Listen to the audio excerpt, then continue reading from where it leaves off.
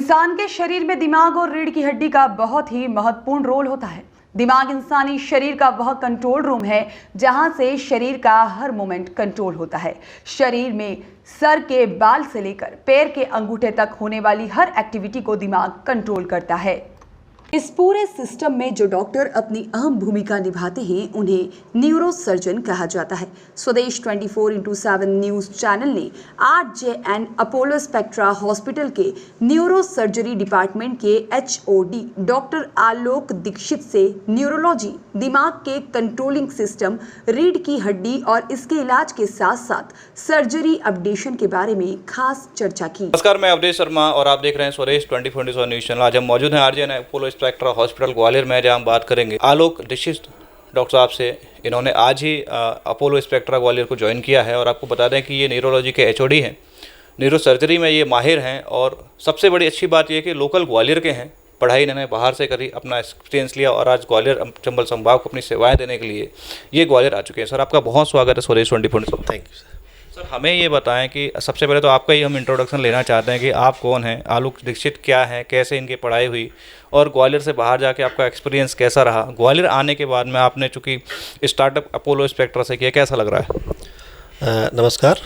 Basically मैं ग्वालियर के पास एक तहसील प्लेस है सेवड़ा, वहाँ का रहने वाला हूँ। दतिया जिले में पड़ती है? जिले में पड़ता है। मेरी स्कूलिंग वहीं से हुई और उसके बाद फिर MBBS करने में जबलपुर चला गया। MBBS के बाद MS किया उज्जैन से। MS के बाद फिर MCH न्यूरो सर्जरी में करने के लिए मैं तमिलनाडु कोयम्बतूर चला गया। उसके बाद मैं वहीं तमिलनाडु कोयम्बतूर में 2 साल से assistant professor in department of neuro surgery Tamil Nadu में मेडिकल कॉलेज में। सर, डॉक्टर साहब हमें ये बताएं कि एक्चुअली में MBBS, MS और MAS में क्या फ़र्क है, क्या खासियत है? MBBS एक जनरल कोर्स है जिसमें आप बेसिक ट्रीटमेंट करते हैं। मेडिकल का ये बैचलर? हाँ, मेडिकल का बैचलर डिग्री है, एक बेसिक कोर्स है, बैचलर डिग्री है। उसमें आपको सारे सब्जेक्ट्स जो होते हैं, सही ह्यूमन बॉडी के बारे में हेड टू टो हर चीज़ पढ़ाई जाती है, हर चीज़ के बारे में बताया जाता है, ट्रेनिंग दी जाती है। उसके बाद MS किया, उसमें मैं पर्टिकुलर सर्जरी में था तो जनरल सर्जरी किया। जनरल सर्जरी में उसमें भी शरीर के बारे में सर्जिकल चीज़ें जिसमें सर्जरी करना है वो लगभग हेड टू टो सब कुछ पढ़ाया जाता है और उस शरीर के पूरे शरीर सर्जरी करते हैं। उसके बाद जब मैंने MCH न्यूरो सर्जरी किया तो उसमें सिर्फ ब्रेन और स्पाइन, मस्तिष्क और रीढ़ की हड्डी एक पर्टिकुलर फील्ड हो गया, उसके बारे में अध्ययन किया। तो वो 3 साल करने के बाद 2 साल हुआ as a assistant professor. Actually में न्यूरो क्या है सर, और मतलब इतना हवा क्यों बना के रखा है लोगों ने, चाहे वो पेशेंट्स हो कि मुझे न्यूरो सर्जन को दिखाना है, ऐसा क्या है न्यूरो में कि इतना इम्पोर्टेंट है? और आपने भी MCH न्यूरो से किया। न्यूरो हमारे शरीर का कहना चाहिए, जैसे कहना चाहिए कंप्यूटर में CPU होता है जो मेन सिस्टम है, जस्ट लाइक मदरबोर्ड। हमारा पूरा बॉडी जो है उस का कनेक्शन सब कुछ ब्रेन से। मैं अभी अपना हाथ हिला रहा हूँ आपसे बात करते करते, ये सब सिग्नल्स ब्रेन से आ रहे हैं। न्यूरो टफ माना जाता है या उसमें उनकी सर्जरीज करना वो थोड़ी सी ट्रिकी मानी जाती हैं। उसका कारण क्या है कि शरीर किसी हिस्से में अपन ऑपरेशन करते हैं। अपन ऑपरेशन का मतलब काटना, सिलना, अंदर जो प्रॉब्लम है उसे ठीक करना और बाहर आ जाना। शरीर के किसी भी हिस्से में करेंगे उसका संबंध उस लोकल एरिया से ही होगा। लेकिन ब्रेन का और रीढ़ की हड्डी का, स्पाइन का जो ऑपरेशन है उसमें अगर मैं सर्जरी यहाँ कर रहा हूँ उसका इफेक्ट मुझे शरीर में किसी और हिस्से में दिखेगा। ऐसा भी होता है डॉक्टर साहब? हाँ, मैं सर्जरी ब्रेन की यहाँ करूँगा, हो सकता है पेशेंट का ये हाथ काम ना कर रहा हो, वो हाथ ठीक काम करना चालू हो जाए। ऐसा क्यों? क्योंकि शरीर का एक तरीके से वायरिंग है पूरे शरीर में। मतलब जो हम कहते हैं तारों का जो गुच्छा होता है वो दिमाग के अंदर है, इस खोपड़ी के अंदर पूरा सेंटर दिमाग में है और वो वायर्स कहना चाहिए, तारों का गुच्छा पूरे शरीर के हेड टू टो फैला हुआ है पूरे शरीर में और वहाँ से सिग्नल्स भेजे जा रहे हैं। ब्रेन से, रीढ़ की हड्डी से होते हुए पूरे शरीर में सिग्नल्स जा रहे हैं। अब सर हम बात करते हैं कि मस्तिष्क और स्पाइन, रीढ़ की हड्डी, ये कैसे कनेक्ट रहती है आपस में, बॉडी को कैसे फंक्शनल करती है? ये ब्रेन के अंदर पूरा सिस्टम है जिसको ब्रेन एनालाइज कर रहा है और एनालिसिस करने के बाद अपने किसी भी सेंस, अगर मैं अपने हाथ को इस हाथ से टच करता हूँ तो ये सेंस मेरे ब्रेन तक गया। अब मेरा ब्रेन सिग्नल भेजेगा कि और कहाँ से टच किया मैंने, इस हाथ से टच किया है, मैं यहाँ कहाँ बैठा हूँ, इस रूम में बैठा हूँ, पूरे सराउंडिंग से, पूरे एनवायरनमेंट से जो कनेक्शन है अपनी बॉडी का। मैं अभी चेयर पे बैठा हूँ, मैं गिर ना जाऊँ पीछे की तरफ, आगे कहीं ना हो जाऊँ, ये सब सिग्नल्स ब्रेन भेजता है शरीर की हर मसल को, शरीर की हर हड्डी तक, मसल तक, सब जगह सिग्नल भेज के कि बॉडी को किस पोस्चर में रखा जाए, कि हम सराउंडिंग में कहाँ कैसे किस तरीके से अपना एग्जिस्टेंस रखें। तो कहना चाहिए कि ब्रेन सिग्नल भेजेगा रीढ़ की हड्डी के थ्रू, नर्व्स जो होती हैं जिनको लोकल लैंग्वेज में नस कहते हैं, नसें निकलती हैं, वो नस ब्रेन से होते हुए, रीढ़ की हड्डी से होते हुए शरीर के एक एक हिस्से में पहुंचती हैं और वहाँ सिग्नल्स को भेजती हैं, वहाँ से सिग्नल्स कलेक्ट करती हैं और ब्रेन को भेजती हैं। तो ये सिस्टम जो सिर्फ जो ब्रेन है और स्पाइनल कॉर्ड है, ये सिर्फ यहीं तक सीमित नहीं है, इसका कनेक्शन बॉडी के हर पार्ट से है। तो अगर हम सर्जरी करते हैं, कुछ ऑपरेशन करते हैं ब्रेन का या रीढ़ की हड्डी का, तो उसका प्रभाव और उसके दुष्प्रभाव दोनों ही हमें दिखाई देंगे शरीर के किसी भी हिस्से में। अब ये हम अपना एजुकेशन से या पढ़ के हमें पता चलता है कि शरीर ब्रेन का कौन सा हिस्सा शरीर के किस हिस्से को कंट्रोल कर रहा है। पैर के अंगूठे से लेकर सर के बालों तक आपका हर हिस्सा का कंट्रोल हमारे ब्रेन के ऊपर है। उसकी आप सर्जरी करते हैं? उसकी हम सर्जरी करते हैं।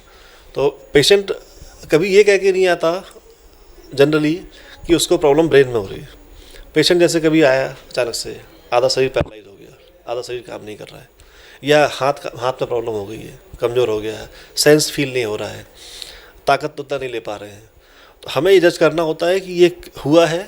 अब प्रॉब्लम तो हाथ में है, कनेक्शन ब्रेन से है, ये ब्रेन के किस हिस्से से होगा और उसका कहाँ कनेक्शन बन रहा है, किस हिस्से में प्रॉब्लम है, वो फिर हम CT स्कैन करा के, MRI स्कैन करा के ब्रेन का पता लगा के कहाँ प्रॉब्लम है, या रीढ़ की हड्डी में कहाँ प्रॉब्लम है, स्पाइन में कहाँ प्रॉब्लम है, वो MRI के द्वारा पता करके उस हिस्से का ट्रीटमेंट करेंगे। सर मेरा एक सवाल है कि स्पाइन ब्रेन तो समझ में आ गया, न्यूरोलॉजी कौन सी बीमारी के लिए ज़्यादा इफ़ेक्ट करती है, या कौन सी बीमारियां हैं जो हम न्यूरोलॉजी के डॉक्टर को दिखा सकते हैं, और उसके साथ एक्सीडेंटल केस में भी हम कई बार न्यूरोलॉजिस्ट के पास ही सबसे पहले जाते हैं?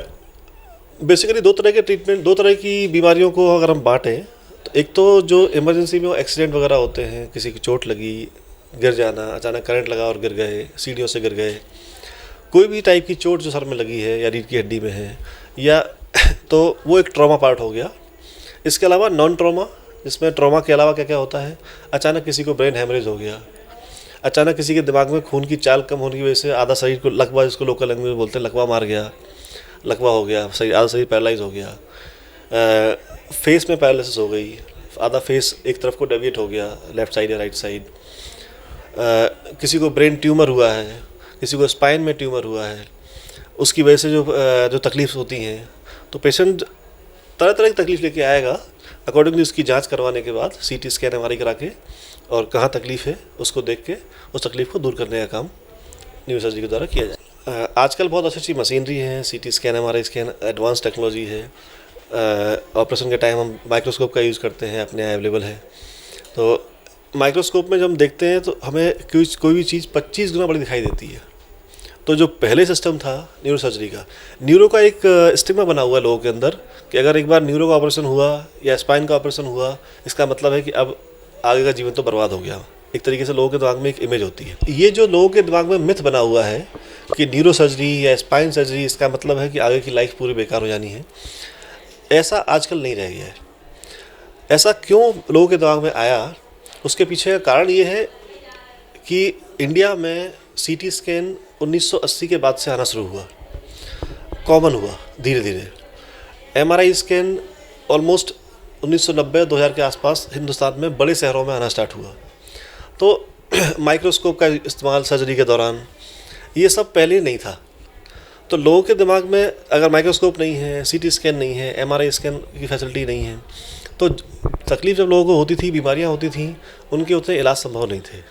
बट अब दुनिया बहुत तेज़ी से बदल रही है। अब CT स्कैन MRI स्कैन आजकल कॉमन हो गया है। OT के अंदर माइक्रोस्कोप का यूज़, तरह तरह के फाइन इंस्ट्रूमेंट्स का यूज़, ये सब बहुत कॉमनली ये सब हर जगह इस्तेमाल हो रहा है। तो जो पहले स्थिति थी लोगों के दिमाग में वही बनी हुई है। एक बार किसी को ब्रेन हेमरेज हो गया, डॉक्टर के पास जाता था, लोकल डॉक्टर के पास, लोकल डॉक्टर बोलेगा अब इनका अंतिम समय आ गया है, बस आराम सेवा करिए और छोड़ दीजिए, जो होगा देखते हैं।